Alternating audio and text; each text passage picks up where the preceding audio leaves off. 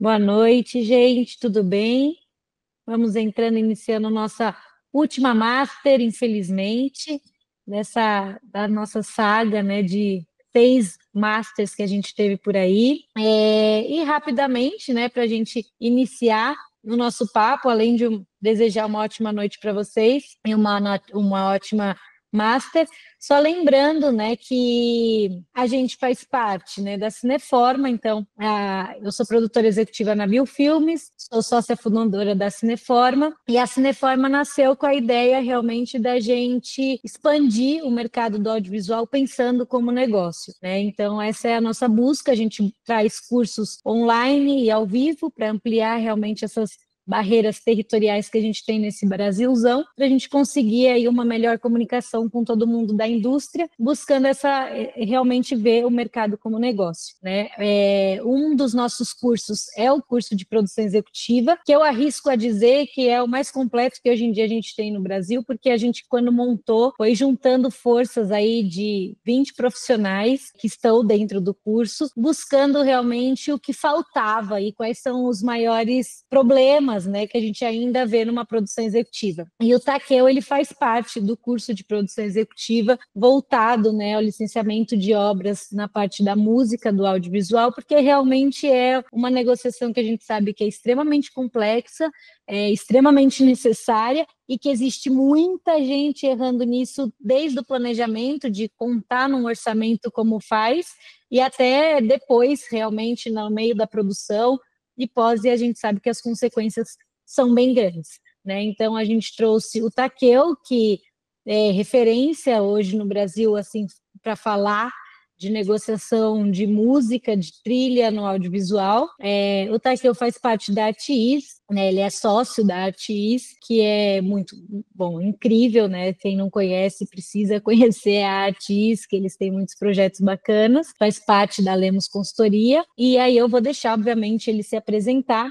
Desejo uma ótima master e, enfim, aproveitem muito. A palavra é com o Takeo. Takeo, arrase como sempre. E muito obrigada por estar aqui nesse projeto incrível que o Latam Content Meeting, a Grifa Filme e nós estamos fazendo aí. Muito obrigada. Muito boa noite, gente. Obrigado, Laura, pela apresentação rápida e obrigado de novo pelo convite. Estou super feliz de participar do projeto da Cineforma. Também estou ansioso para as aulas que vão rolar logo, logo. Estou bem ansioso, bem animado para o projeto. E, bom, gente, não vou enrolar muito não, já vou abrir a apresentação aqui e a gente já começa para a gente falar um pouco sobre sincronização, licenciamento musical e toda essa ponte entre música e audiovisual. Só para complementar a apresentação rápida que a Laura fez, ela falou: meu nome é Takeo, eu sou sócio hoje na Artis Cultural, que é o braço paralegal da Lemos Consultoria. A gente faz atendimento para essas áreas de licenciamento de direitos autorais, licenciamento musical, regulatório, além de também a gente fazer trabalhos, obviamente, junto com a Lemos em diversos projetos voltados para o audiovisual. Hoje eu estou à frente do departamento de sincronização e rights clearance, lidando com toda essa parte de licenciamento, como eu falei. Eu sempre gosto de fazer um pequeno disclaimer quando eu estou me apresentando, que eu não sou advogado, porque, né, obviamente, por eu estar dentro de uma assessoria, muita gente acaba tirando essa conclusão, mas eu sou, na verdade, formado em publicidade. Sempre fui muito apaixonado por audiovisual e por música, e por isso que hoje em dia estou à frente aí na Artis. Eu trabalho dentro da Artis, comecei, né, em 2016, já diretamente nessa parte de sincronização, trabalhando em projetos como o Baile do Baleiro, que era um programa do Zé Cabaleiro para o Canal Brasil, Começo da Vida, a produção da Maria Farinha, e o filme do José Aldo, Mais Forte que o Mundo, onde eu trabalhei na sincronização desses 3 projetos. Passei um tempo na SP Cine, fazendo liberação de locações públicas para diversas produções da cidade, pelo departamento da São Paulo Film Commission, onde consegui muito contato com o audiovisual, e depois fui trabalhar em produções da Disney Plus e do Star Plus, como Posso Explicar, How to Be a Carioca, Minha Música Minha Terra, pela Movie Productions. E aí em 2022 retornei para a Artis, Bom Filho a Casa Torna, aí para ficar à frente de vez do departamento de sincronização. Agora já completando 3 anos que eu estou nessa empreitada junto com a Raquel, minha sócia, que, enfim, é grande referência na parte jurídica dentro do mercado de entretenimento, de audiovisual. E desde 2022 a gente tem tocado diversos projetos muito interessantes interessantes, voltadas nessa parte de licenciamento musical, como o próprio How to Be a Carioca, que eu também tive a oportunidade de dar continuidade ao trabalho, agora nessa parte de licenciamento. Som do Rio, que foi um projeto super bacana que a gente fez junto do pessoal da Maria Farinha, de novo, agora com a Maria Gadu, que está disponível no YouTube, o documentário do Mestre Moa, que é o Moa Raiz Afromãe, e outros projetos como a história delas, a super fantástica história do Balão pro Star Plus, e o mais recente agora, que foi um documentário do Toquinho, que se eu não me engano ainda tá por enquanto só em circuito de festival, ainda não teve nenhuma exibição em circuito comercial, mas que também foi um trabalho muito legal e que eu vou falar inclusive um pouco mais pra frente para vocês conhecerem um pouco do que foi o processo de trabalhar nessa produção.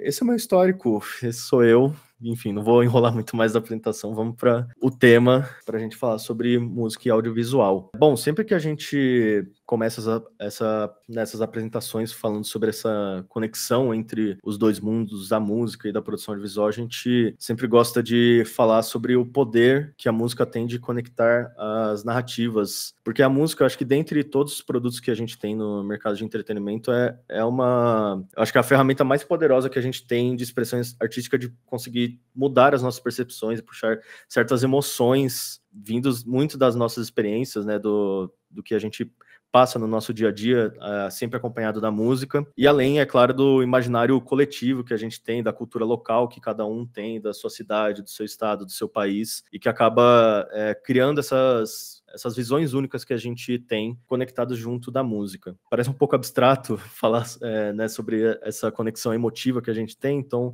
eu vou me dar de exemplo aqui para vocês entenderem aonde eu estou querendo chegar. Esse daqui é um álbum da Billie Eilish, que foi o primeiro álbum dela. É um álbum que eu sou super apaixonado, desde o lançamento, mas ele ganhou uma camada nova emocional para mim quando eu fui fazer a minha primeira apresentação, meu primeiro workshop presencial, porque eu tava uma pilha de nervos, estava uma pilha de ansiedade, mal conseguia tomar meu café da manhã no dia da apresentação, e para eu tentar me acalmar e ficar um pouco mais tranquilo, eu fiz duas coisas. Primeiro, eu dei uma dormida antes da apresentação, e em segundo, quando eu tava no caminho indo para a apresentação, eu coloquei uma música específica que tava tocando em loop na minha própria cabeça, que estava aumentando a minha ansiedade. E aí eu comecei a escutar essa música, do nada eu estava escutando o álbum inteiro, e escutar esse álbum me trouxe uma calma e uma confiança que me deixou pronto para eu seguir com a minha apresentação, e assim eu fui lá fazer e deu tudo certo, foi tudo ótimo. E desde então eu criei essa narrativa, essa camada, essa conexão emocional com esse álbum, e toda vez que eu vou fazer alguma apresentação, algum workshop, eu tô super nervoso, a primeira coisa que eu faço é tirar uns 30 minutos antes da apresentação e escutar esse álbum inteirinho para eu ficar calmo, confiante.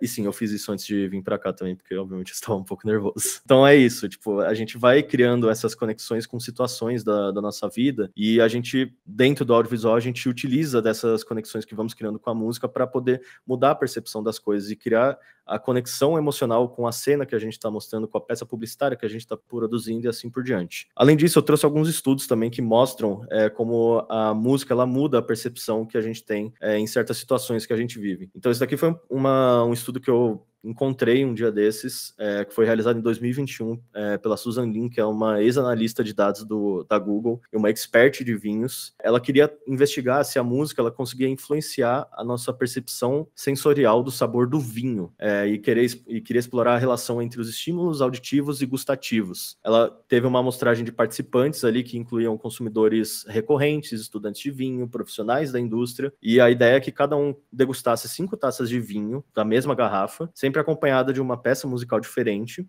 sendo que no caso da quinta taça, seria feito em silêncio, não ia ter nenhuma música acompanhando. Os resultados que ela coletou foi que a música ela teve sim uma influência na percepção do sabor do vinho. Por exemplo, com peças musicais que tinham um ritmo mais rápido, as pessoas começaram a aumentar a percepção de frescor e efervescência da garrafa que eles estavam tomando. Com músicas mais suaves, realçava notas de complexidade e profundidade do vinho. E quando teve a ausência da música, quando teve o silêncio, tiveram percepções menos favoráveis da mesma garrafa que já tinham tomado anteriormente, mostrando que o ambiente sonoro ele afeta sim a nossa experiência gustativa e faz essa conexão entre os sentidos. E aí mostra como a música ela pode modular a nossa percepção sensorial e, enfim, essa descoberta ela mostra a importância do ambiente sonoro na experiência de consumo. E no caso, para a produção audiovisual, a gente pode ver como isso pode influenciar não só nas emoções, mas até mesmo na percepção sensorial de quando a gente está assistindo algo acompanhado de uma música. E para o segundo estudo que eu trouxe aqui, é um estudo realizado pela Nielsen em 2015, que aí eles tinham o objetivo de analisar como a presença da música mudava a percepção e influenciava as métricas-chave que eles tinham definido em anúncios televisivos. No caso, as métricas-chave que eles definiram foi a criatividade, a empatia, a emoção e o poder de emoção e o poder de informação. Foram 600 comerciais que eles colocaram dentro desse estudo, sendo que 500 deles tinham música. E, como vocês podem ver no gráfico aí que está na tela, em todas as métricas-chave, os anúncios que tinham música, eles superam significativamente anúncios que não tinham uma música inserida. Um que eu queria destacar mais é exatamente o último, que é o de poder informativo, porque ele mostra que a ideia dessa métrica era demonstrar o quanto que a informação ficava fixada no público que eles estavam analisando, o quanto a música ela ajudava em fixar a mensagem que estava sendo passada. E como vocês podem ver, teve uma fixação da informação muito maior do que uma música, do que um anúncio sem nenhuma música. Eu tenho algumas notas aqui do lado, eu tô vendo. Não, tá bom, era isso mesmo. Vamos passar para o próximo estudo, porque agora que a gente já viu como a música ela pode mudar a nossa percepção sensorial, a nossa percepção emotiva, a gente também é interessante a gente notar como a música ela também tem um poder na parte de divulgação, né? De como ela tem um espaço de divulgação muito grande, que isso pode auxiliar quando a gente está tratando de produções tanto audiovisuais quanto publicitárias, já que a gente tem um consumo muito relevante de música dentro do nosso país. Esse daqui é um estudo realizado pelo YouGov, foi realizado em 2024 em 48 mercados diferentes ao redor do mundo, e o Brasil, ele apareceu em 6º lugar no ranking global de obsessão musical, ou seja, que mostra que a gente realmente tem uma relação muito intensa com a música no nosso dia a dia. Tanto que, entre os índices que eles apresentaram, o que mais se destacou foi que 14,5% da população adulta se descrevia como obcecado por música e dizia que eles tinham consumo da música no seu dia a dia e em quase todas as tarefas, seja lavando louça, cozinhando, fazendo um treino, lendo um livro, tem esse consumo muito intenso da música no dia a dia. E isso ele fica mais alto quando a gente vai para o público jovem, que a gente consegue perceber até pelo consumo de TikTok, de redes sociais, de como os jovens eles realmente têm um consumo mais próximo com música. Tanto que o índice entre jovens de 18 e 24 anos subiu para 22,4% dessa obsessão com o consumo de música. Além disso, a pesquisa ela trouxe alguns outros dados em relação ao consumo. 63,2% dos brasileiros usam plataformas de streaming, né, como Spotify, Deezer, YouTube Music e assim por diante. Mas o mais interessante de notar é que também 60% dos entrevistados ainda consomem rádio. Isso daqui é interessante da gente notar como as mídias tradicionais elas ainda têm relevância dentro do consumo de música, né? Porque a gente fica muito dentro da nossa bolha de ver as pessoas usando plataformas de streaming e a gente não pensa que existem outras realidades que preferem, às vezes, consumir dentro do rádio ou, às vezes, não têm acesso às plataformas de streaming, por isso tem esse consumo do rádio, certo? Bom, passado esse panorama que eu queria apresentar para a gente entender como a música ela tem um poder muito forte em conexão emocional, em espaço de mercado e como isso pode ser proveitoso para as produções audiovisuais, a gente pode entrar, sim, agora na parte prática de falar sobre licenciamento musical e planejamento estratégico da música dentro de produção audiovisual. Até fazendo uma ponte com o que a Laura introduziu, a gente tem uma insistência muito grande aqui do nosso lado da Artis e da Lemos de sempre incluir a música no planejamento criativo, incluir a música desde o início do seu planejamento de produção. Porque é um desafio diário que a gente tem e que aí eu coloco um desafio pessoal meu, como uma pessoa que está sempre à frente de sincronização, a gente tem um desafio diário de ver produções que realmente não consideram um orçamento para ter um planejamento musical que esteja de acordo com as ambições artísticas do projeto. Então, por isso que a gente tem essa insistência muito grande de, desde o início, você analisar qual que vai ser a relevância da música dentro da produção que você está trabalhando. Às vezes, para você não subestimar, estar, na verdade, alinhado com com as ambições artísticas daquele projeto. E, para isso, eu trouxe alguns exercícios aqui, que a gente recomenda normalmente para planejamento, para que, enfim, vocês comecem a ter essas perguntas, sempre quando vocês estiverem pensando no orçamento, no planejamento criativo, e vocês entenderem melhor qual que é a relevância musical dentro da produção que você estiver trabalhando. Então, a primeira coisa que você tem que pensar é exatamente qual que é o orçamento que está disponibilizado para trilha sonora, para licenciamento musical, e se ele está de acordo com o planejamento e a ambição artística do projeto. Você vai ter mais músicas que você vai precisar licenciar, você, na verdade, vai querer trabalhar com uma trilha sonora original, e para isso você vai precisar disponibilizar um orçamento maior para isso. Se você estiver pensando em licenciamento, vocês pretendem utilizar uma composição, uma gravação que já existe, como vocês vão inserir, se vai ser só a inserção da música, se vai ser uma regravação, se vai ter algum tipo de exploração musical em outras plataformas, como Spotify ou Deezer, porque isso também acaba influenciando no tamanho do orçamento que você precisa ter disponibilizado. Se você tem algum plano B, tipo, por exemplo, estou trabalhando em uma produção publicitária, eles querem utilizar uma música, por exemplo, que eu estava falando da Billie Eilish. Você precisa disponibilizar um orçamento grande para isso. Vocês têm orçamento para isso? Não. Se vocês não têm, qual que vai ser o próximo plano? O que você vai oferecer de alternativa nos seus caminhos criativos dentro da parte musical? E se vocês, por exemplo, vão contar com algum talento musical que vai participar do projeto para gravar alguma coisa, ele tem algum contrato de exclusividade, porque isso também pode acabar influenciando no seu planejamento criativo.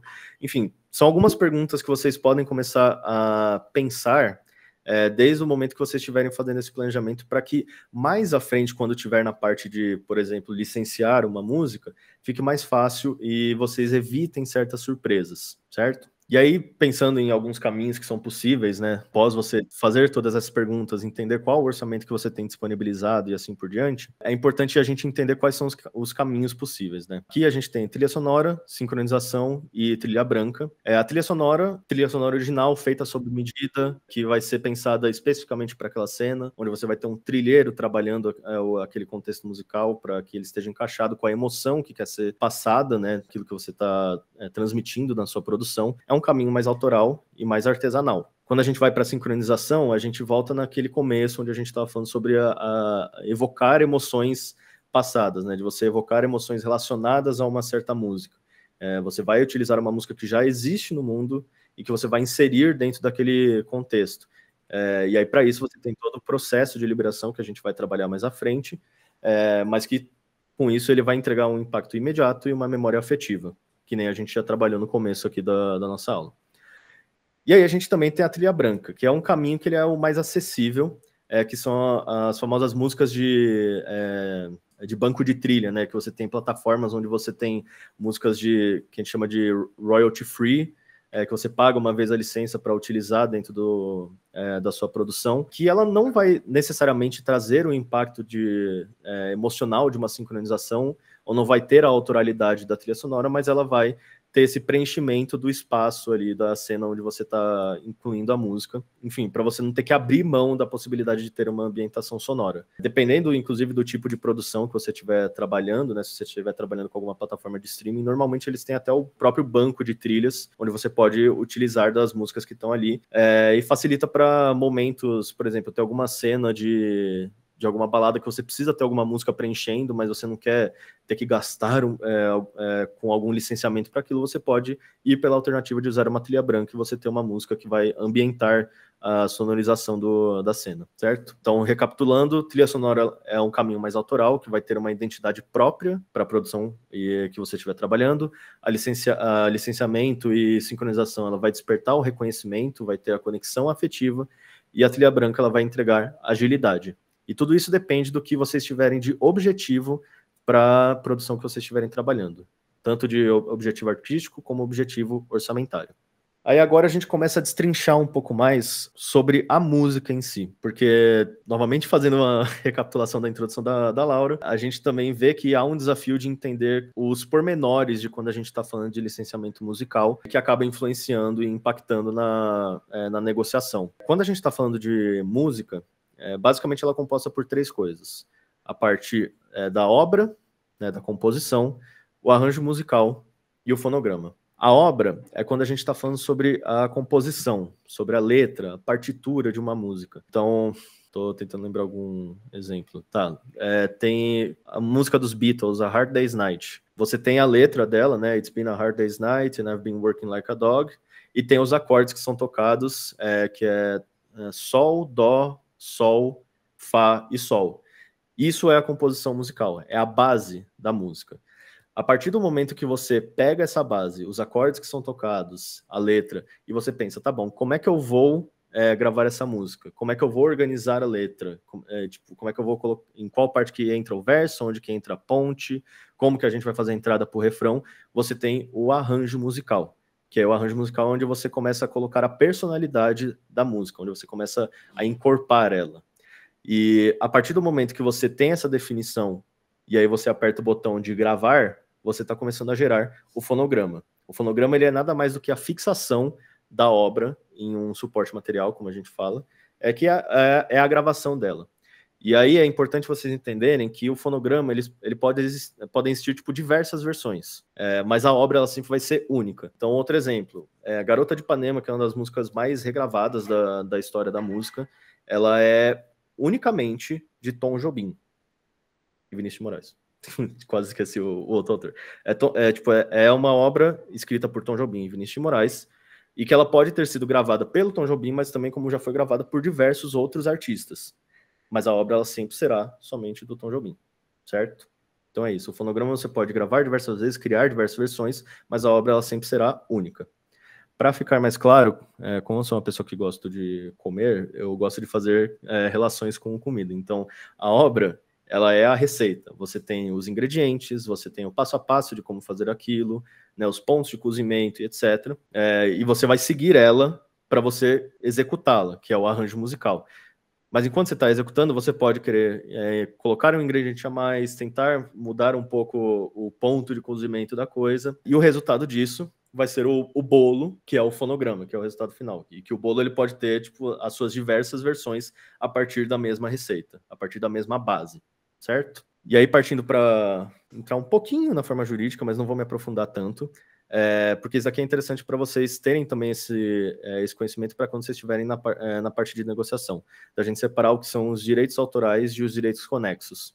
Os direitos autorais, a gente está tratando sobre os direitos em cima da obra intelectual, que é os direitos que o compositor e o letrista têm em cima daquela obra específica. E aí, dentro dos direitos autorais, a gente tem os direitos patrimoniais e os direitos morais.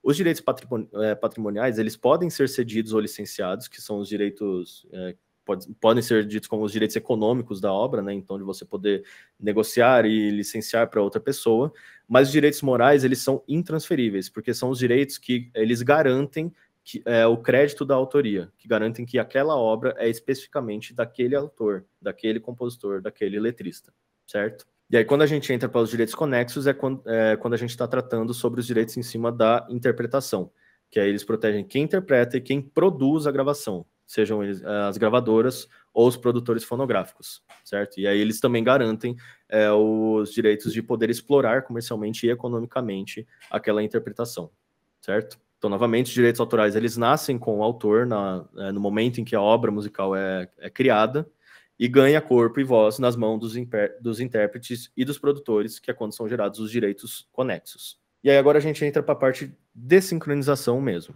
Agora que vocês já têm mais ou menos uma base do que é cada coisa, do que é a obra, do que é fonograma, aqui a gente entra para falar sobre o licenciamento. Sincronização é só o nome bonito que a gente dá para licenciamento musical. É o processo de você fazer toda a negociação com os players do mercado fonográfico para você liberar aquela música, certo? E aqui a gente já começa a fazer uma diferenciação também. Quando a gente estiver negociando com a obra musical, a gente vai tratar com a editora que cuida da administração das obras. Quando a gente estiver falando sobre licenciamento do fonograma, a gente vai negociar com a gravadora, que é quem cuida de administrar os fonogramas. Em alguns casos pode ser que tenha uma negociação direta com o artista, mas normalmente é intermediado por uma editora ou por uma gravadora, certo? Toda vez que a gente vai utilizar uma música pré-existente, é obrigatório que seja realizado o processo de autorização e de licenciamento junto das editoras e das gravadoras.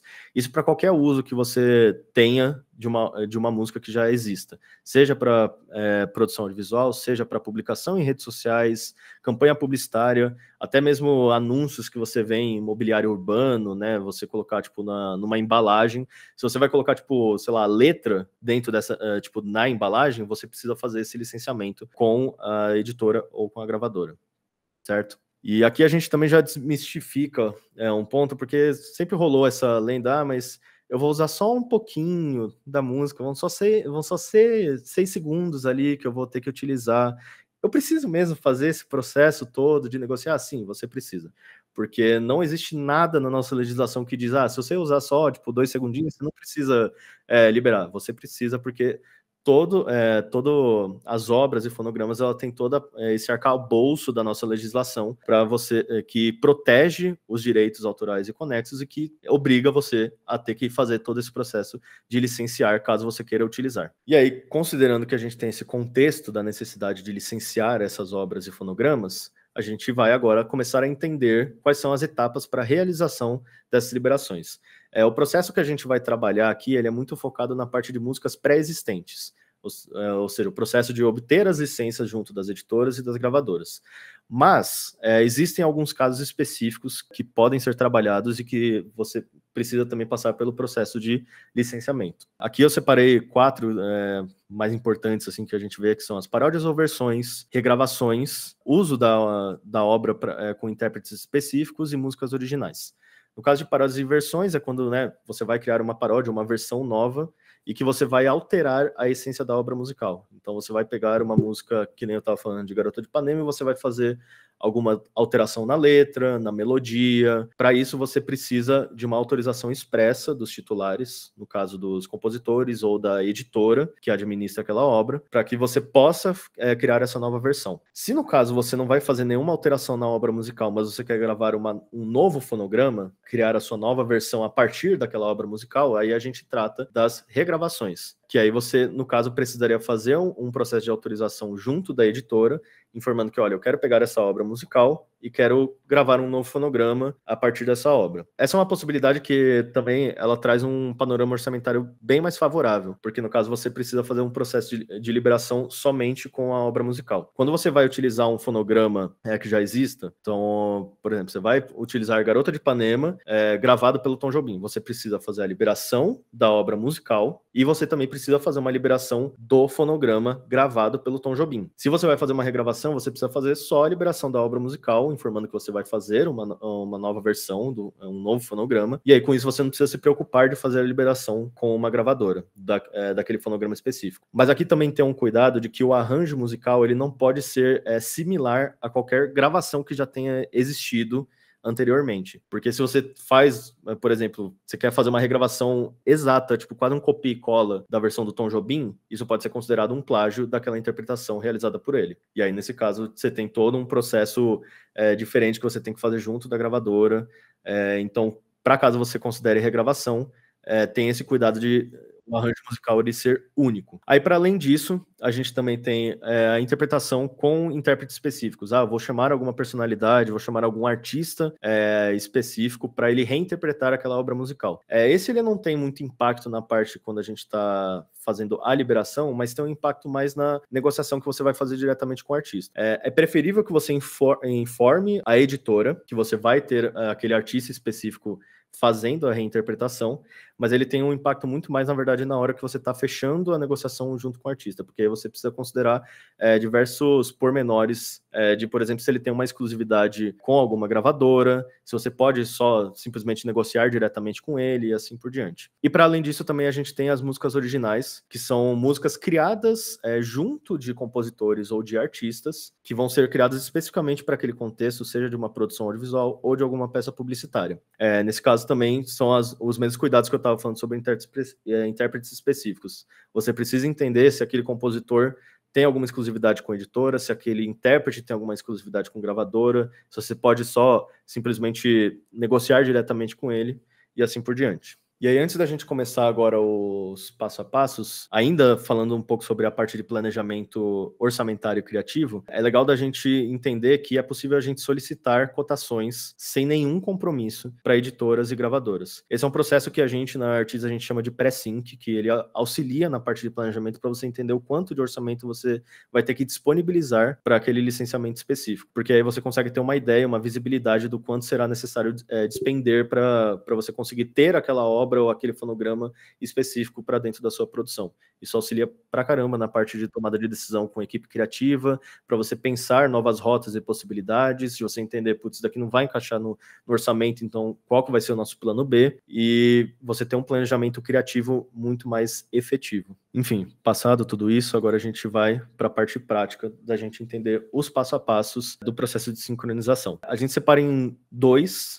camadas, que a gente fala que é o interno e externo. O interno é muito mais do processo de decisão junto com a produtora, e o externo onde a gente entra na parte negocial com as editoras e gravadoras. E isso daqui são cenários ideais, não necessariamente significa que aconteça dessa forma, é onde a gente espera que um dia chegue, que todas as produtoras executem mais ou menos dessa forma, para que as coisas sejam mais eficientes para todo mundo. Enfim, entrando agora nessa parte de passo a passo interno, a gente começa pela parte de eleição de repertório, onde a gente define as primeiras músicas de interesse, quais músicas que a gente vai querer utilizar, a gente gostaria de utilizar essa e essa, e dentro disso a gente já começa também a entender como essas músicas vão ser utilizadas, que são os critérios de uso e definição desses critérios, né?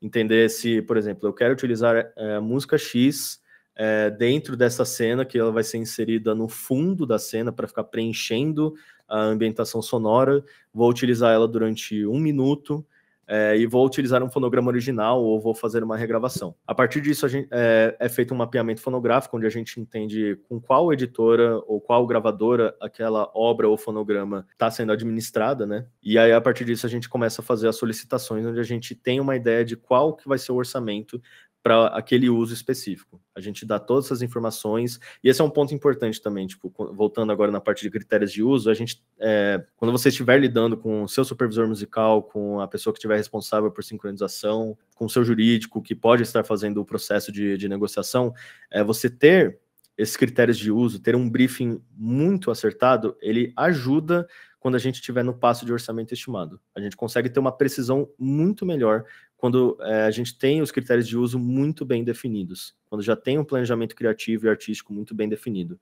Porque aí as editoras e as gravadoras também vão poder passar um orçamento muito mais acertado, e aí assim você consegue evitar de ter surpresas em passos mais à frente. Certo? Então a gente manda essas informações para as editoras gravadoras, eles passam uma média de orçamento, isso passa por uma validação interna junto com as produtoras, para entender se está dentro das expectativas orçamentárias, o que a gente consegue abrir mão, o que a gente quer realmente bater o pé e vamos tentar negociar isso daqui, e aí com isso a gente consegue fechar um repertório, beleza, vamos seguir com essa lista de músicas aqui. E essas vão ser as músicas que vamos utilizar na produção. Com isso, a gente entra na parte de negociar junto com as editoras e com as gravadoras. Os primeiros passos, eles são muito parecidos com o processo interno, mas aí eles são mais definidores, vamos dizer assim.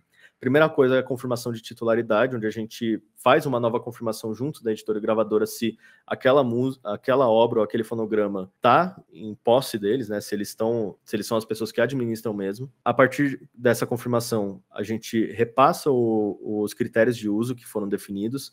Agora, por exemplo, vamos supor que na primeira etapa a gente tinha definido que a gente vai utilizar essa música durante 1 minuto e meio. Aí chegou um orçamento, viu que, putz, para 1 minuto e meio vai ficar muito alto o orçamento, então vamos tentar diminuir o tempo. Aí a gente repassa, olha, lembra que era 1 minuto e meio? Então agora a gente vai fazer, sei lá, 30 segundos. A gente consegue um valor melhor com isso? Consegue, assim por diante. É meio que um repeteco da primeira parte, mas ele é mais definido agora que a gente já tem combinado com a produtora quais que vão ser esses usos. Ele passa por um processo de precificação. Nesse processo de precificação, a editora e a gravadora, ela primeiro manda uma base do valor, novamente, para entender se está dentro do que a gente tinha de expectativa. Nesse ponto, se tiver um pouco fora, a gente já começa a fazer a parte de contrapropostas, de entender o quanto que a gente consegue diminuir de orçamento e assim por diante. E aí, aprovado o orçamento, ele passa para a etapa de fazer a confirmação com os titulares se eles estão de acordo com aquele uso. Porque isso pode acontecer de você fazer esse primeiro processo de orçamento, e aí eles repassam a solicitação para o artista, e aí o artista ele olha e fala, olha, não estou de acordo com esse uso aqui, eu vou ter que vetar. Isso pode acontecer. E, não acontece com tanta frequência, mas é uma possibilidade dele olhar e falar, olha, eu não estou de acordo com a minha música ser utilizada nesse momento, ou senão ele tem informações sobre a produção e fala, olha, eu não quero a minha música associada a essa produção, e aí não tem o que ser feito mesmo, porque é uma definição do artista, é uma decisão do próprio artista, e aí não tem como você pode até tentar contra-argumentar, mas normalmente se tiver alguma negativa direta do titular, é muito difícil de conseguir reverter, certo? Mas não é a maioria dos casos. A maioria dos casos, os artistas estão bem abertos para fazer licenciamento, para fazer sincronizações. E aí, passado essa etapa de aprovar o orçamento, porque o orçamento ele também passa por uma aprovação do artista para dizer se ele está de acordo com o valor que foi proposto, a gente entra para o fechamento e o cronograma de pagamentos e trânsito de licença, que aí é uma parte mais burocrática, onde tem a emissão de nota fiscal, emissão da licença, revisão por parte do jurídico, para garantir que esteja tudo de acordo com as condições negociais que foram combinadas na parte de solicitação e critérios de uso. E aí, passado isso, ainda não terminou depois que simplesmente você assinou a licença, estou autorizado para usar, beleza, porque você ainda tem a etapa de entrega de kill sheet. A kill sheet ela é um documento que, enfim, eu não sei quantos já tiveram contato com essa documentação, tipo, a kill sheet ela define todas as entradas e inserções de música dentro de uma produção. Isso é mais obrigatório, na verdade, para o pessoal de produção de conteúdo, de audiovisual. Publicidade não é necessário envio de kill sheet. Mas para o pessoal de produção audiovisual, tipo, é preciso fazer esse preenchimento, onde você vai dizer qual que é a música, em que contexto ela foi inserida, né? Se foi fundo, se foi abertura, créditos finais, se foi uma performance, assim por diante. Você coloca a minutagem de uso, tem que informar qual que é a editora, qual a gravadora. É meio que padrão, tem inclusive associações de compositores que nem a UBC, ela disponibiliza um modelo padrão, onde você pode baixar direto do site para fazer preenchimento, mas que é obrigatório porque é a partir desse documento que os artistas, editores e gravadoras conseguem coletar os recebimentos de execução pública, né, de ECAD, assim por diante, porque essa documentação ela precisa ser entregue para comprovar tipo, que a música foi inserida e que eles podem recolher a execução pública em cima disso. Mas isso, como eu falei, é um cuidado que o pessoal de produção audiovisual precisa ter. O pessoal de publicidade não precisa ter esse tipo de preocupação. E aí, esse é o passo a passo, mas de como é feita a negociação. Isso também pode... A duração disso, tipo, não tem como ser mensurado, porque depende muito de, como falei, de retorno de titulares, de velocidade de editoras e gravadoras para retorno das solicitações, mas é para vocês terem um panorama, pelo menos, de como é cada um dos passos, quais são os caminhos dessa negociação. E aí, passado tudo isso, a gente pode começar a explorar um pouco das possibilidades que a música ela pode trazer para o processo criativo. Entender quais são esse cross entre audiovisual e música e o que ele pode trazer de enzimas para a gente, de ideias de como a gente pode explorar a música para a produção audiovisual. Então aqui eu separei, tem uma parte de case voltados para publicidade e de case de audiovisual. Começando em publicidade, eu trouxe 3 exemplos aqui. O primeiro, meu espírito gamer me obrigou a colocar esse case do Valorant, que é um jogo que inclusive eu jogo bastante.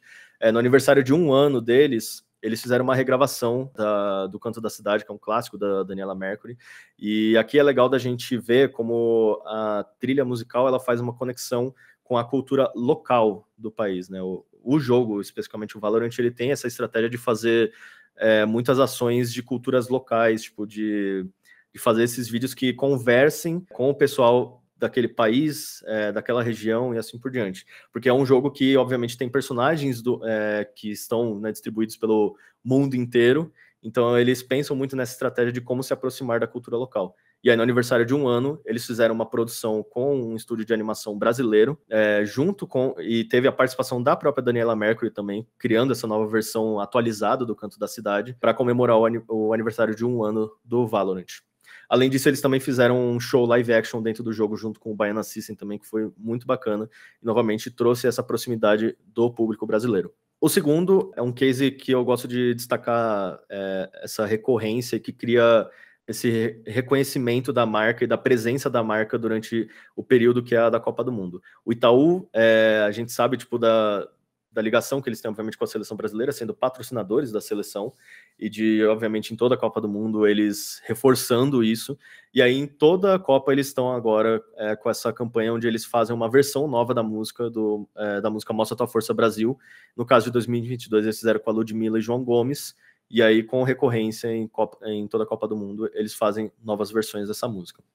E o último case aqui de publicidade é um case nosso, da casa, que a gente fez junto com o pessoal da Ambev, que eles juntaram a Simone Mendes e o Lô Santana para criar uma música original para a Brahma Duplo Malte. Eles fizeram um camping, né?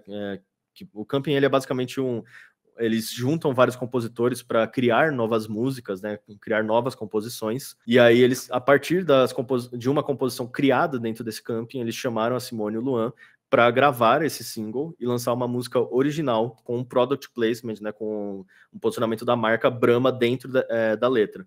E aí virou tipo o tema da campanha da Brahma Duplo Malte, com o objetivo de provar, que eu vou até puxar a colinha aqui, provar que conseguem brilhar ainda mais quando se juntam os artistas, assim como os maltes da Brahma Duplo Malte, enfim, propaganda gratuita que eu fiz agora para Brahma, mas porque também foi um case muito legal da gente trabalhar com diversos desafios de ter que negociar com gravadora, negociar todos os artistas e compositores que estavam envolvidos, porque eram muitos compositores, mas que foi um case muito bacana que a gente trabalhou junto do pessoal da Ambev. Para cases audiovisuais, primeiro eu trouxe 2, tem mais alguns que eu vou colocar mais à frente, que aí são cases nossos também, que aí eu vou conseguir dar uns bastidores também das negociações.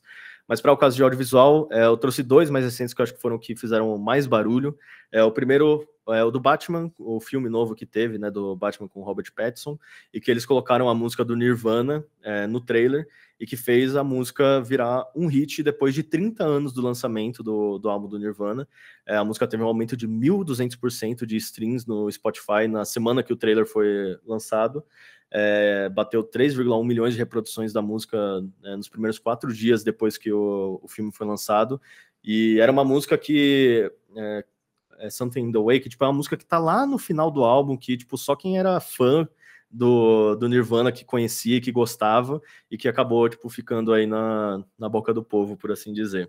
E além disso, acho que todo mundo já ouviu a música da Kate Bush depois do Stranger Things, que fez a música bater 1 bilhão de streams no Spotify.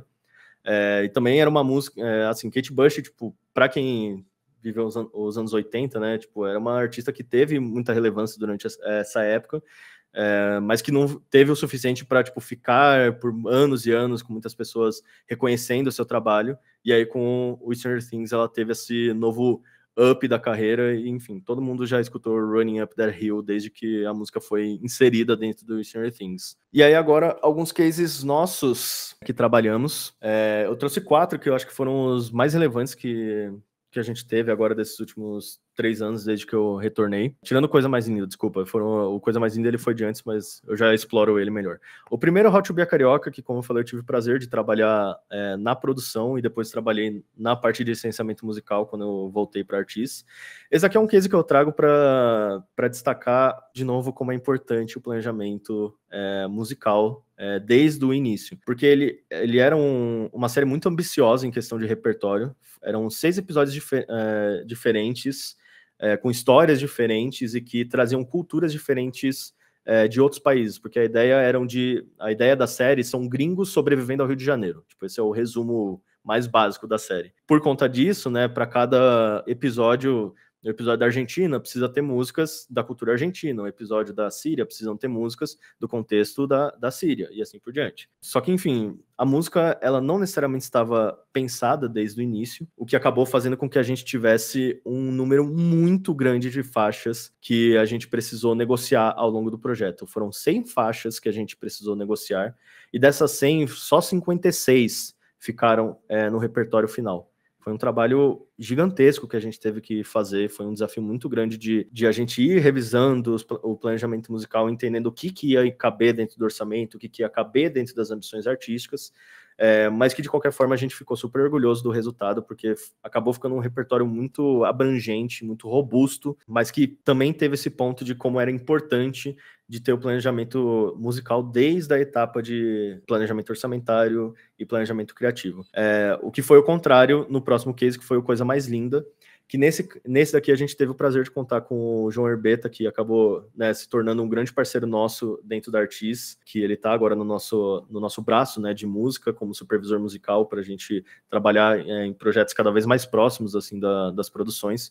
E o João Herbeta, ele é uma pessoa muito preciosista com o roteiro, e muito preciosista de entender qual que é a ambição artística e musical do projeto que ele está trabalhando. Então ele estava presente desde o início, desde a pré-produção, lendo o roteiro, entendendo qual que era a vibe da série, porque o Coisa Mais Linda, ele é uma série que envolve muito musicalidade. E tem muitas inserções musicais e tem também uma trilha que foi maravilhosamente composta pelo Herbeta. E até uma curiosidade legal, quando ele estava lendo o roteiro, ele viu uma situação, né, tipo, que tinha, acho que era uma cena com um músico profissional, e aí ele cometia algum erro, alguma coisa assim, e aí ele, como músico profissional, virou pro pessoal do roteiro e falou: gente, não é assim que funciona, tipo, um músico profissional nunca faria isso. Tipo, ele faria dessa forma. Então é legal de você ter, tipo, alguém que esteja tão próximo assim, para ele até te dar, tipo, algumas dicas em outras coisas, não necessariamente só sobre trilha, mas sobre conhecimento musical. E o resultado foram 25 faixas negociadas que tiveram durante o percurso do Coisa Mais Linda, com 16 delas no repertório final. E a trilha sonora original, como eu falei, que foi feita pelo Herbeta, bateu mais de 20 milhões de plays no Spotify. E é um projeto que a gente coloca como exemplo de como é importante ter alguém desde o início fazendo esse planejamento musical. E aí os outros dois que eu trouxe aqui são projetos que a gente gosta de destacar de novo, também pela parte de planejamento musical e planejamento orçamentário, mas também de como é importante a gente entender os mecanismos de negociação para a gente conseguir reduções relevantes e que consigam estar de acordo com o plano orçamentário de uma produção. O terceiro que é o Moa Raiz Afromãe. É um projeto que mora no meu coração.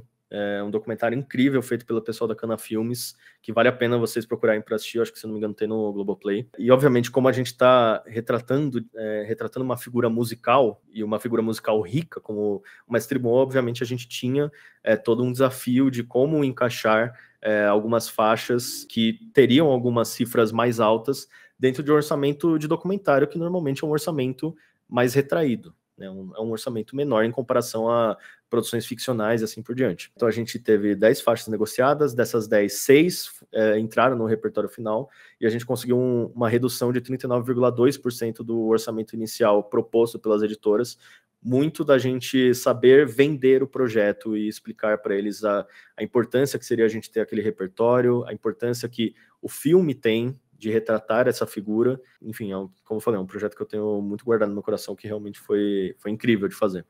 E, por último, o Toquinho Maravilhoso, é um documentário também que a gente finalizou a produção agora no final de 2024, feito pela Intro Pictures. De novo, figura musical com um vasto catálogo, uma vasta história, e, por consequência, que ia requerer um repertório muito rico. Então foram 30 faixas que a gente teve de negociação, 21 delas ficaram no repertório final, e a gente teve uma redução de 39,7%. Nesse caso, além de todo o processo que a gente tem de vender para as editoras e gravadoras sobre a importância do projeto, a gente também conseguiu contar com a colaboração do próprio Toquinho para ele nos auxiliar nos processos de negociação, porque ele estava muito ligado ao projeto. E isso também é legal, dependendo da figura que você tem dentro da sua produção, às vezes ele pode ser uma ponte muito boa para você entender melhor as possibilidades de orçamento, né? Entender aonde que vocês conseguem chegar de redução, quais são os planos B que vocês podem explorar, e assim por diante. E é isso, gente. Acho que era tudo isso que eu tinha para falar. Espero que tenha sido bom para vocês. Bom, gente, acredito que temos, né? Eu quero agradecer imensamente o Takeo por ter disponibilizado o tempo e todo o conhecimento dele aqui com a gente. Agradecer também muito a Cami, que participou de todas as nossas masters representando a Grifa. Agradeço muito o Latam Content Meeting, a Grifa, por essa oportunidade da gente fazer as masters. Eu espero que vocês tenham aproveitado ao máximo possível.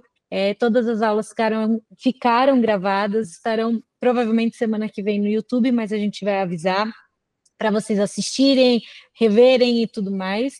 E os nossos canais de comunicação estão sempre abertos aí para qualquer dúvida. Esperamos ver vocês em outras masters e também nos cursos aí que a gente tem na Cineforma, e agradeço imensamente o carinho. Muito obrigada. Encerramos aí com chave de ouro. Obrigada, Takeo. Eu que agradeço, gente. Espero que tenham gostado bastante. Só um jabazinho rápido, se vocês quiserem, por favor, fiquem à vontade para me seguir aí no Instagram, ou seguir as redes da Artista também.